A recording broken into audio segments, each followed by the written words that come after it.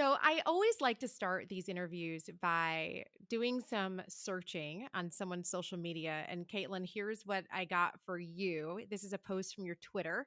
You say, I miss old Instagram where you could post a brunch photo and be like, here's some good food I ate.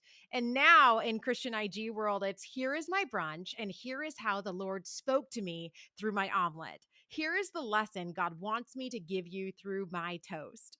I thought that was hilarious because I teach social media, and this is the first time this last semester, and I will say I'm at a very diverse school, so this might have something to do with it.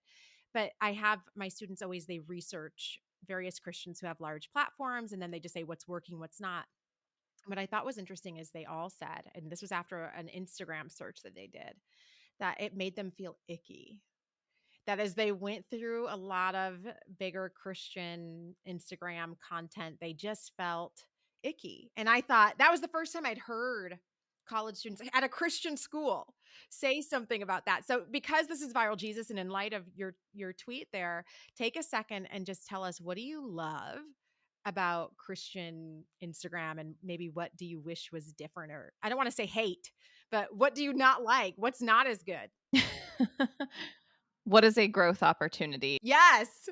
Well, I of course genuinely love seeing life updates from my friends with any number of followers, large or small. I think in its early formation, Instagram was kind of pure. Like, here's just my normal life. Here are normal things I'm excited about.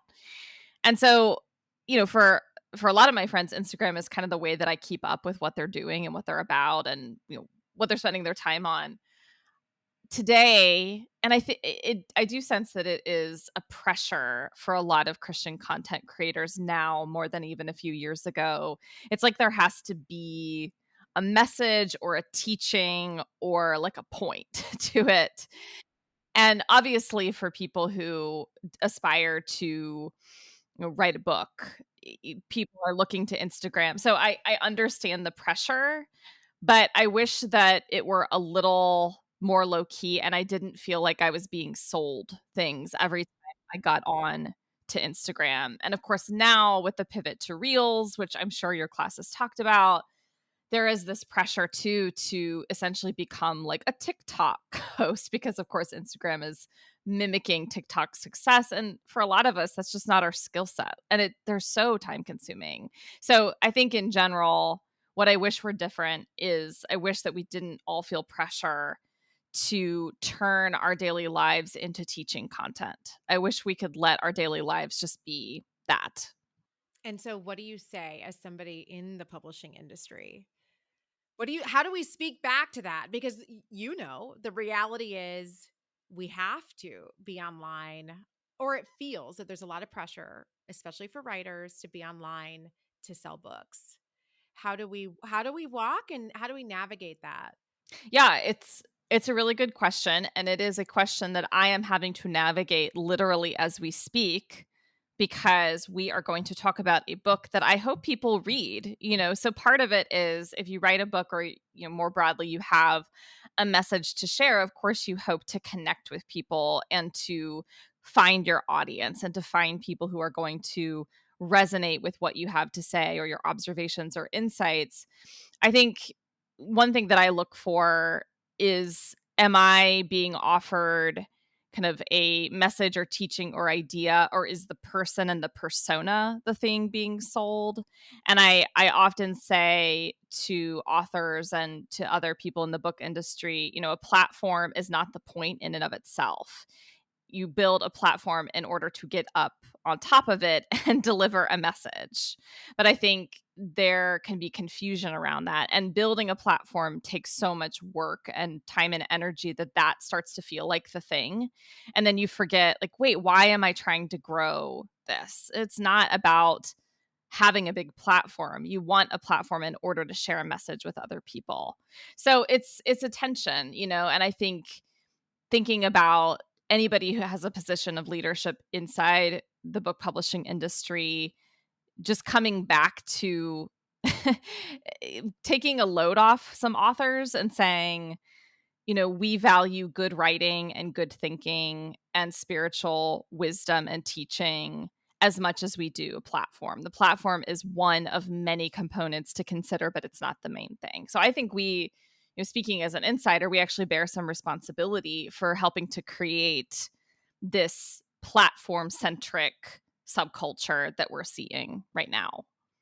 Our friends here are going to love you, Caitlin, because this is something we talk about on the show quite a bit. Before we get to some of the heavier stuff in our conversation, I have to ask you, because I read in your book, you were saying how you live in New York City and that people told you it will get less exciting to see a celebrity in the flesh, out in the wild. Who is the person that you have been most excited to see? Who have you seen just out there? Yeah.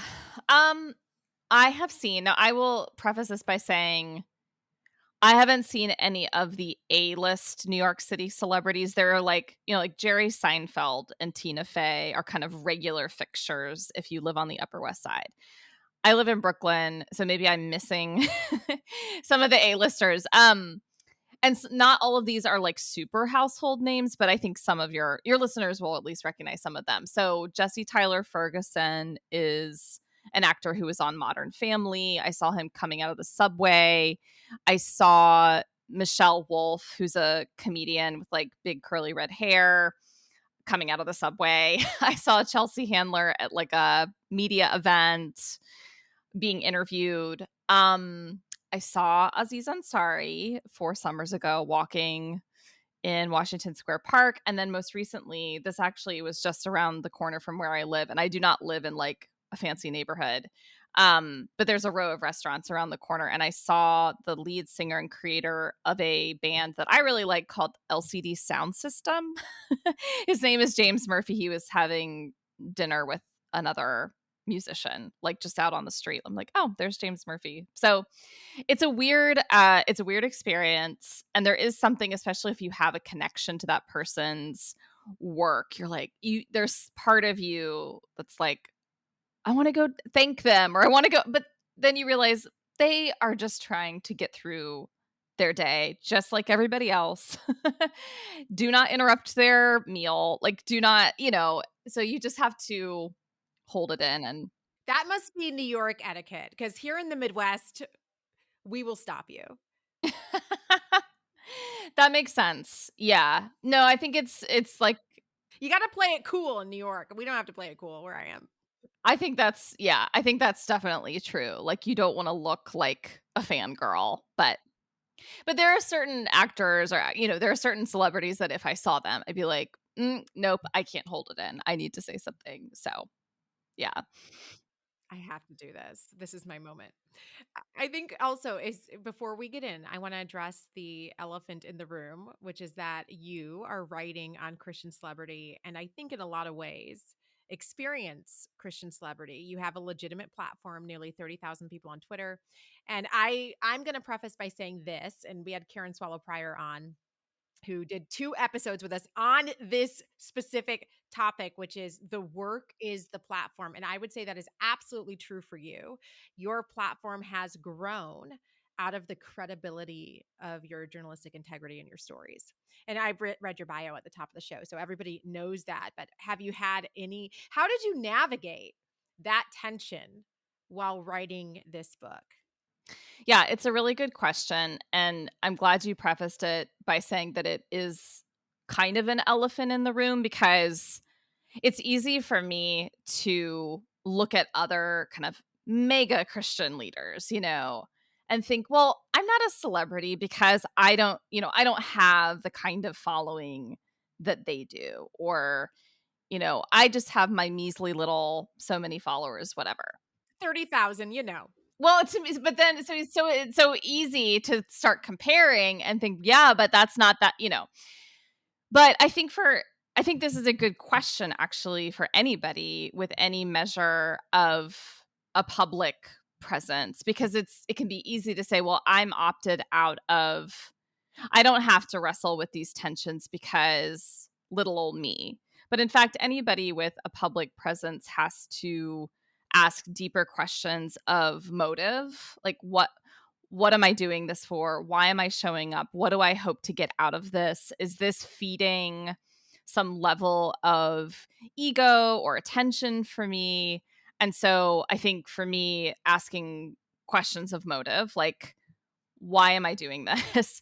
How do I, examining how I respond both to praise, but also critique, and having not like practicing non-attachment to either, like of course for a lot of us, the one person says the critical thing and that's the thing that we play in our heads a million times. So that is not good, obviously. But I think there can also be letting hype go to your head that is also not good. And so just practicing a kind of a non-attachment. I could let this go if the Lord asked me to take on a quieter, more obscure, non-public presence. And if that were to come, could I actually let it go? Like, could I actually, and it's tricky because, when we think about questions of calling or vocation, a lot of us feel like, well, I'm a communicator. I've been given these opportunities. I think that I have something important to share with other people. So I feel called to this space in some way, I think especially as a writer, I definitely feel called to having a public presence, but asking, yeah, but even questions of calling and vocation, we can confuse those with a kind of ego or over identifying with the work we do rather than who we are. And so, yeah, just imagining, can I let this go? And if not, what is that about? Am I seeking to secure my worth or identity apart from my belovedness in Christ? And it's hard. It's a journey. And I think this has not happened to me, but I know other people whose platform has grown like exponentially, like over seemingly overnight. They have, a million followers or whatever.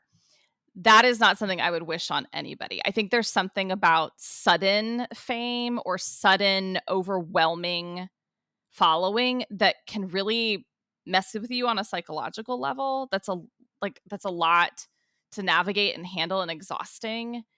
And you hear like legit celebrities talk about the isolation that can come with like mega stardom. And you start to feel disconnected from your daily life. And so I don't wish that on anybody. And I'm glad that, to this day, it feels like my reach has grown pretty organically. It's kind of grown like slow and steady over time.